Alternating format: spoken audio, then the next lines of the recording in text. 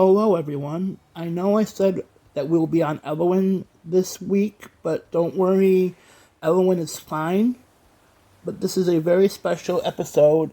Allie decided she wanted to move away, so I went on a villager hunt and was looking for Caesar or Boyd or Pee Wee, but I found somebody else. Let's just say she's finally home. I will go over my new neighbor's backstory, and I will also talk about her yard while I build her yard. Allie asked to leave 3 times already, so I let her go. During the villager hunt, I was looking for Caesar, Boyd, or Pee Wee, so I had to leave a few neighbors behind. I'm sorry, Jojo, for leaving your favorite squirrel behind. If I wasn't looking for a certain neighbor and I ran into her, I would have invited her to my island.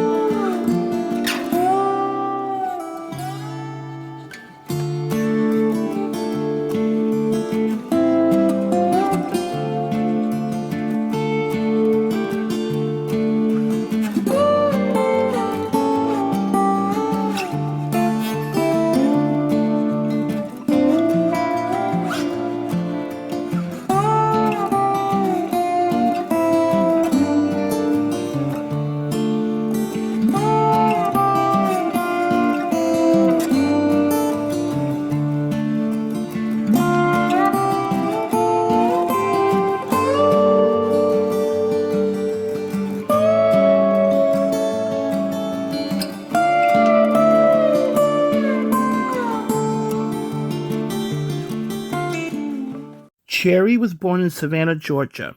She always has been a rebel, and she always will be. Cherry had this one teacher in school that was the best teacher. She would stick up for the students. When the students were accused of something they didn't do, she'd always be on their side. She was the English teacher, but she was also in charge of the school plays. The principal didn't like it that she always defended her students, so he decided to fire her and tell her this was her last year in teaching. The reason why was she wouldn't teach from a book. Cherry was so mad because of her favorite teacher being fired. Cherry and the drama club had an idea, since she's already fired, why not perform the teacher's favorite rock opera? The teacher said that the principal wouldn't go for it, but Cherry said, why not take everything out of the script for the rock opera that the principal wouldn't go for, and then after he approves it, then put it back in and do the full rock opera in its entirety. Besides, he never goes to any of the school plays, and even if he does, what do you got to lose? He already fired you. And also, it would be sweet revenge on the principal. So the teacher submitted the script edited to the principal. He told her, fine, but good luck finding a band to play the music because you can't use the school bands. She felt deflated because she couldn't do the play without music. Cherry found out what happened and she told her, don't worry about it, that there will be music for the play. Cherry said that she's got a band and they're an alternative rock band. She told her friends in the band to meet her at the auditorium. They thought that they were in trouble, so they went to the auditorium. Cherry said, I asked you here because I wanted to discuss something. The teacher is fired for sticking up for students, and everyone in the band was mad about it too when they heard about it. Cherry said none of you were in trouble, and she wanted to ask if you would love to play the music for the rock opera. And everyone in the band said yes. The band would practice with the cast after school during the practice for the play. Cherry was also in the rock opera. She tried out for the lead part, but the teacher thought that she would fit a different character better. And Cherry got told by the teacher, don't do the part like other people have done it. Make her your own kind of person and put your kind of twist on the character. The night of the show, the principal was sitting front row center with a smug smile on his face because he wanted to see everybody fail at the performance. He was very angry when he found out that there was actually going to be music in the rock opera. And Cherry got a standing ovation for her performance as her character. Cherry and her band signed up for the talent show. Her band won, and the prize was, if you win, that you get to play the senior prom. Cherry and her band always had a strong hatred for the principal because he was not a fair principal. He had his favorites, and if you were his favorite and you wanted to listen to a CD player walking around the halls, you were allowed to. If you weren't one of his favorites, like Cherry and her friends, he told you to put your CD player away because you're not allowed to listen to it. When Cherry said, look over there, that's the head of the cheerleader squad, she can listen to her CD player, and he looked over to where she was and goes, I don't see her having a CD player. You just want to start trouble and get her into trouble. And he said, now put your CD player away or I'll confiscate it until the end of the year. He told Cherry and her band that they have to sing songs off of a list that he gives them, and all the songs were from the 30s and the 40s, which no one wanted to listen to. Cherry told the principal, I will definitely file this. As he walked away, she said, yeah, file 13, where the list belongs. They made a list of songs that they wanted to do. They mixed some alternative rock songs with some country rock and some flower power rock. The principal wasn't happy about it, but he couldn't stop them because they had some football players on standing guard. Why they were standing guard was they wanted to invite their partners to senior prom, but they weren't allowed to because their partners were in another school. But the principal let some other students that were his favorite students have a pass for their partners to go to the senior prom. So Cherry heard about it and she asked them if they would like to play security so the principal couldn't go up on stage and decide to stop the performance at the senior prom. And they said, sure. The principal couldn't do anything because he knew that he couldn't get past the football players because the 4 football players that were playing security were really big football players. Cherry went on to go to college and she met her partner. She met her partner through her mom because her mom was best friends with her partner's mother.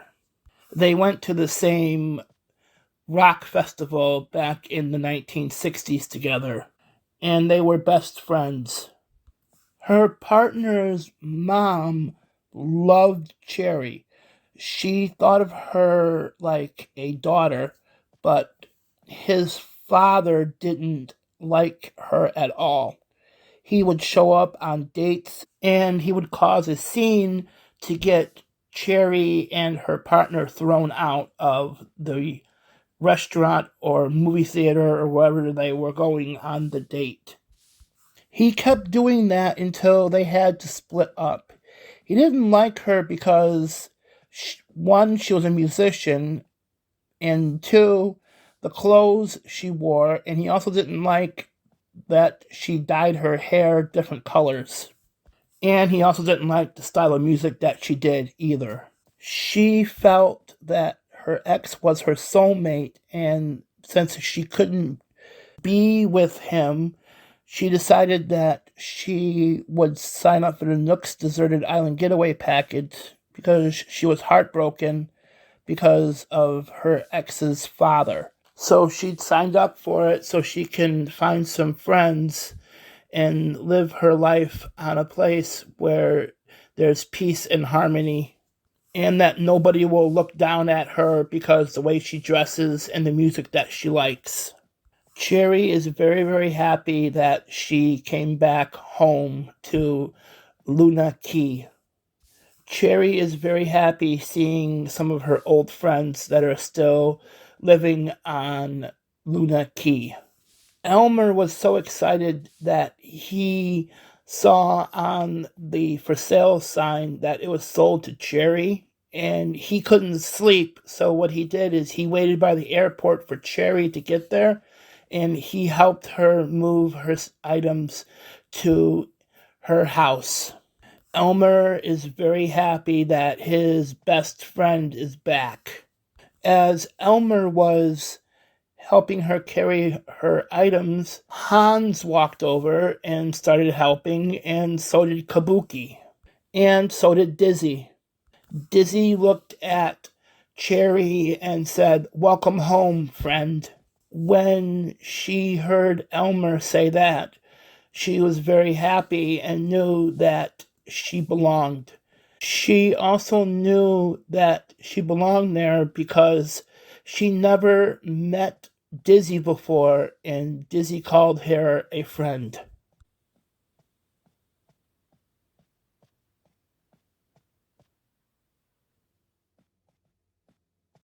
I based Cherry's Yard on stories my ex told me about growing up in Savannah, Georgia.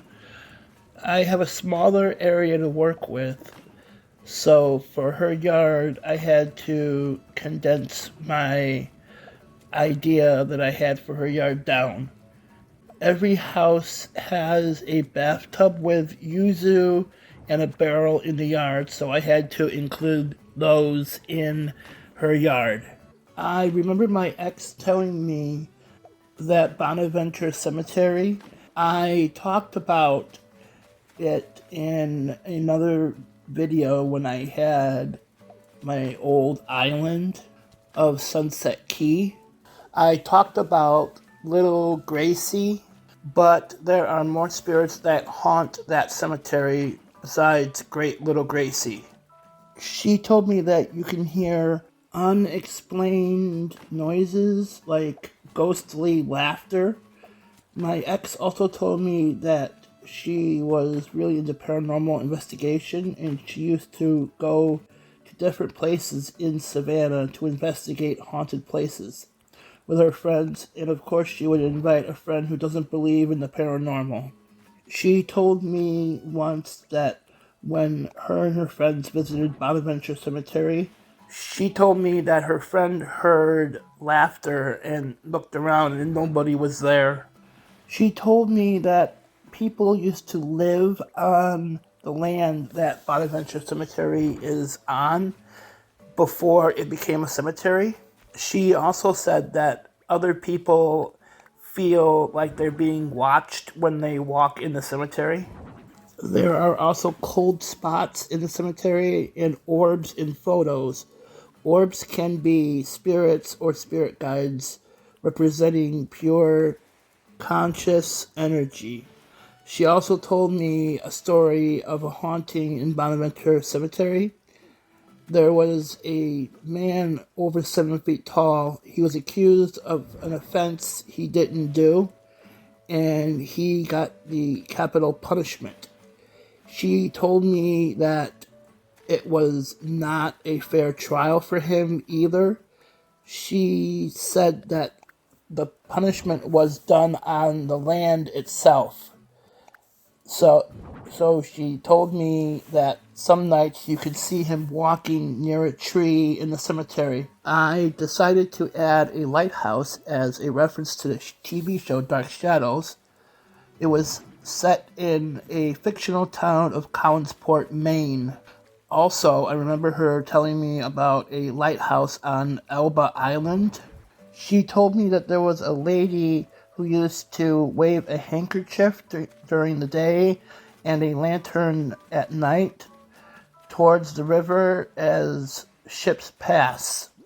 Some people still see a ghostly woman still waving the lantern near the water as ships pass. They say that she still does this because she wanted to help ships and she loves to wave at the sailors. She told me almost every place in Savannah has a haunting or a ghost story tied to it. For example, there's a spirit that haunts Wright Square. She is known to be searching for her lost child. She told me that she only appears on certain nights. If the weather is cold and rainy, sometimes you can see her walking in the square, and she's dressed like it's 1735. She also told me that there's paranormal activity in her old high school. She told me that you can sometimes hear basketballs bouncing in the gym after hours. And in the auditorium, she says you can smell lilac perfume backstage.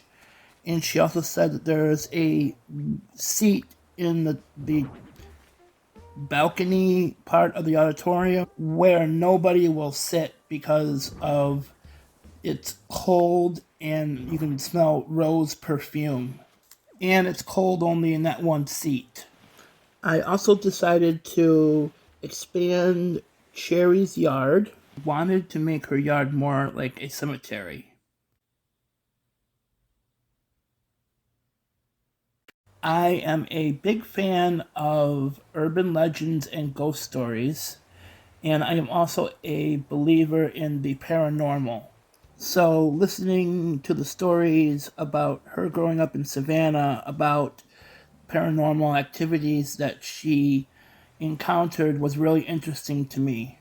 Cherry is going to be a permanent resident on Luna Key. It took me a long time to find Cherry again after the incident with the baby clothes because of who shall not be mentioned that was behind it. Cherry has always been a favorite sisterly neighbor of mine.